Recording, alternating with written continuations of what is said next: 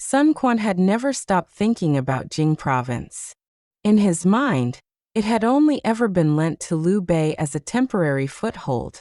Once Liu Bei secured Yi Province, Jing Province should naturally have been returned. But now Liu Bei had taken Yi Province and still firmly held Jing Province, showing no intention of giving it back. How could Eastern Wu possibly accept this? Sun Quan summoned Zhang Zhao and the other ministers for discussion. Zhang Zhao proposed a plan of forcing the issue through family ties. He said that the most critical person beside Liu Bei was Zhuge Liang, and Zhuge Liang's elder brother, Zhuge Jin, currently served in Eastern Wu. Zhuge Jin was known to be honest and upright, a man who always followed proper principles. If Zhuge Jin could persuade Zhuge Liang, and Zhuge Liang in turn persuaded Liu Bei, the matter might succeed. Zhang Zhao went further, saying that to ensure Zhuge Jin exerted himself fully, his family should be temporarily kept in the residence for protection. In name it was protection, but in reality it was detention, placing pressure on Zhuge Jin as he went on his mission. Zhuge Jin would then tell Zhuge Liang, if Jing Province was not returned, his family would suffer. No matter how clever Zhuge Liang was, he would surely give way for the sake of brotherly affection. Sun Quan hesitated, feeling the plan was somewhat harsh, saying Zhuge Jin was an honest gentleman. How could he bear to detain his family? Zhang Zhao replied that as long as Zhuge Jin was told clearly that this was only a stratagem and no harm would come to his family, he would comply. Sun Quan finally agreed. Zhuge Jin's family was placed in the residence, in name for care, in fact under watch, and Sun Quan wrote a letter, sending Zhuge Jin immediately to the west. Zhuge Jin traveled to Chengdu and first sent word to Liu Bei. Upon hearing of his arrival, Liu Bei already guessed the purpose and asked Zhuge Liang directly, "Why has your brother come?" Zhuge Liang answered plainly, to demand Jing Province. Liu Bei frowned and asked how they should respond. Zhuge Liang said Liu Bei should simply follow his arrangements. His calm tone showed he had already seen through the entire situation. Zhuge Liang went out of the city to welcome Zhuge Jin. Normally, an elder brother arriving from afar would be taken home for a private reunion. But Zhuge Liang deliberately avoided this and instead arranged for Zhuge Jin to stay at the guest quarters, clearly separating private affection from public duty. After formal greetings, Zhuge Jin suddenly burst into tears. Startled, Zhuge Liang asked what grievance he suffered. Zhuge Jin said, "My entire family is likely doomed." Zhuge Liang immediately understood that Eastern Wu had detained his brother's family to force this mission. He deliberately took the blame upon himself, saying, "Is it because Jing Province has not been returned that your family is being held?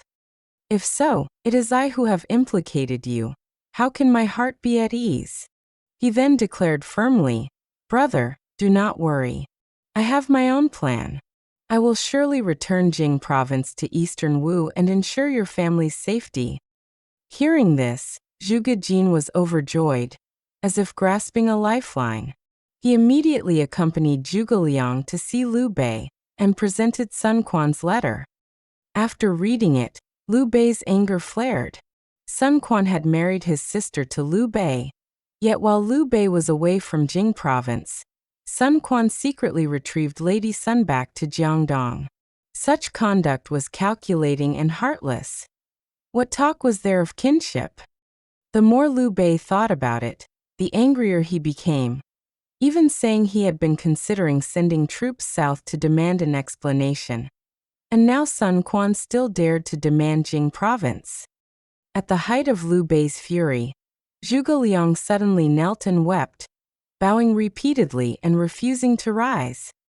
He said that Sun Quan had detained Zhuge Jin's family, and if Jing Province were not returned, they would surely be slaughtered. If his brother died, Zhuge Liang said he would have no face to go on living. He begged Liu Bei, for the sake of their long-standing Lord Minister bond, to temporarily return Jing Province and fulfill their brotherly affection. Liu Bei initially remained firm, saying Jing Province had not been easily won and could not simply be returned. But Zhuge Liang continued to weep and plead with heartfelt sincerity, and Liu Bei gradually softened. At last Liu Bei said, "Since you are put in such a difficult position, I will grant you this much. Half of Jing Province will be returned first. Changsha, Lingling, and Guiyang will be handed over." Zhuge Liang immediately followed up, saying that since his lord had agreed, a letter should be written to Guan Yu ordering him to relinquish the 3 commanderies. Liu Bei then warned Zhuge Jin that Guan Yu's temper was like blazing fire. Even he, as elder brother, had to yield to him. Zhuge Jin must speak gently and never push matters too far. Carrying Liu Bei's letter, Zhuge Jin departed Chengdu and headed straight for Jing Province. Guan Yu received him with proper courtesy, inviting him into the hall for formal conversation. But when Zhuge Jin produced Liu Bei's letter and explained the transfer of the 3 commanderies, Guan Yu's expression changed immediately. Guan Yu spoke harshly. He said that he and Liu Bei had sworn brotherhood in the Peach Garden to restore the Han dynasty. Jing Province was Han territory. How could it be casually ceded to others? Even if Liu Bei had written the letter, it did not necessarily command him. When a general is in the field, he may disobey orders. Military affairs could not be altered by a single letter. Zhuge Jin panicked and said his family was being held hostage. If Jing Province were not returned, they would be killed. He begged Guan Yu for mercy. Guan Yu sneered, saying this was merely Sun Quan's trick, using hostages to force the issue. How could it fool him? Ashamed and angered, Zhuge Jin accused Guan Yu of showing no consideration. Guan Yu immediately drew his sword and said coldly, "Do not speak of consideration. This blade has never known such a thing." Guan Ping, seeing the situation turn dangerous, urged his father to consider Zhuge Liang's face. Guan Yu grew even angrier, saying, "If not for the strategist's sake, I would make sure he never returns to Eastern Wu today." Terrified and humiliated, Zhuge Jin hastily withdrew and boarded his ship. Still unwilling to give up, he returned to the west to consult Zhuge Liang, only to find him away on inspection. He then saw Liu Bei again, and tearfully recounted how Guan Yu had nearly killed him. Liu Bei, knowing Guan Yu's stubborn nature, could only delay matters, saying he would first secure eastern Sichuan and Hanzhong, then reassign Guan Yu elsewhere and only afterward hand over Jing Province. With no alternative, Zhuge Jin returned to Eastern Wu and reported truthfully. Sun Quan flew into a rage, suspecting Zhuge Jin had been manipulated by Zhuge Liang. Zhuge Jin defended himself, explaining that Zhuge Liang had knelt and pleaded, and that Liu Bei had agreed to return 3 commanderies, but Guan Yu had refused. Sun Quan suppressed his anger and adopted an official approach. Since Liu Bei had verbally agreed, Eastern Wu officials would be sent directly to take office in Changsha, Lingling, and Guiyang. If Guan Yu dared obstruct them, his intentions would be exposed. Zhuge Jin agreed, and Sun Quan released his family and dispatched officials to the 3 commanderies. Before long, all the officials sent by Eastern Wu were driven back by Guan Yu. They returned with a fierce message. Guan Yunchang would not tolerate them, expelled them overnight, and if there were further delays, executions would follow. Sun Quan was nearly beside himself with rage and summoned Lu Su, accusing him of having guaranteed the loan of Jing Province in the first place. Lu Su had already prepared a plan. He proposed stationing troops at Luku to display readiness for war, then inviting Guan Yu to a banquet. If Guan Yu came, they would reason with him at the table. If he refused, hidden soldiers would kill him on the spot. If Guan Yu dared not come at all, Eastern Wu would seize the opportunity to attack and take Jing Province by force. Sun Quan approved. Kenzei objected, warning that Guan Yu was a peerless warrior not easily plotted against, and failure could bring disaster. Sun Quan, angered further, demanded when Jing Province would ever be recovered and ordered Lu Su to proceed. Lu Su returned to Luku and consulted Lu Meng and Gan Ning. A banquet was prepared at a riverside pavilion, and a persuasive envoy was sent across the river. Guan Yu read the invitation, smiled faintly and replied, "Since Zijing invites me, I will come tomorrow." Guan Ping immediately warned that Lu Su's invitation could not be sincere, but Guan Yu replied that he knew this well. Yet refusing would only make Jiangdong laugh at his cowardice. He decided to attend with a single blade, bringing only a dozen attendants. He secretly ordered fast boats and 500 sailors to lie in wait. If a red flag was raised, they were to cross immediately. The next day, Lu Su saw a small boat approach, flying a red flag with the character Guan. Guan Yu sat calmly aboard in green robes. Zhou Tsang stood beside him holding the great blade.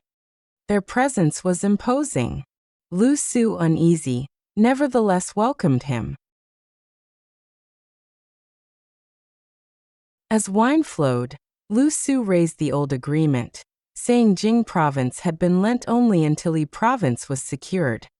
Now that Yi Province had been gained, was it not a breach of trust to refuse its return?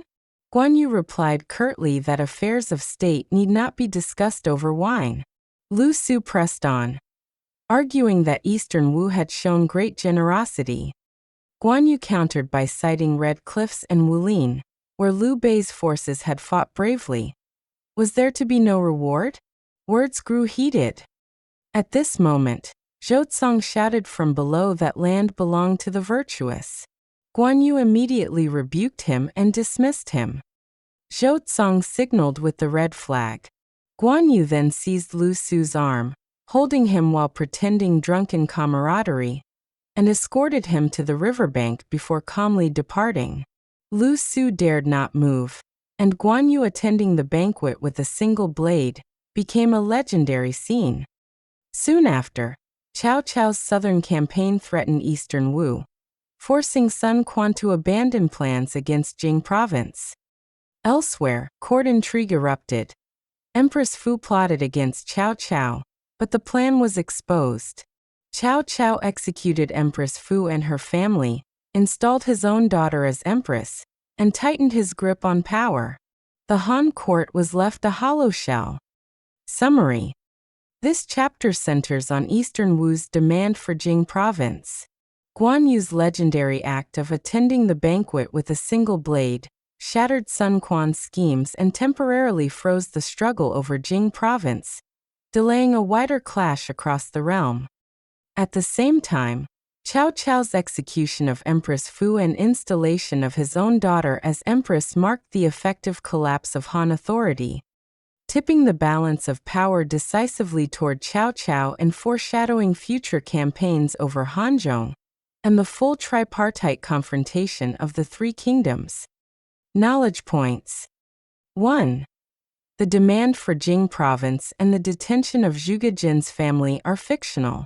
In the novel, Sun Quan is said to have detained Zhuge Jin's family to force him to pressure Zhuge Liang through brotherly ties. This entire episode has no basis in official historical records. 2. Empress Fu's conspiracy, Mu Shun's secret letters, and Hua Xian breaking the wall to seize the empress are historically real events, but the detailed scenes are highly dramatized. Historical sources record the outcome but not the vivid on-site details. 3. The chronology of Cao Cao, halting the southern campaign and promoting learning, is compressed. In historical records, the southern military assessments, Fu Gan's remonstrance, the promotion of education, and Sun Yu's opposition to Cao Cao's elevation occurred across different years and political phases, not in such a tight sequence as depicted in the novel.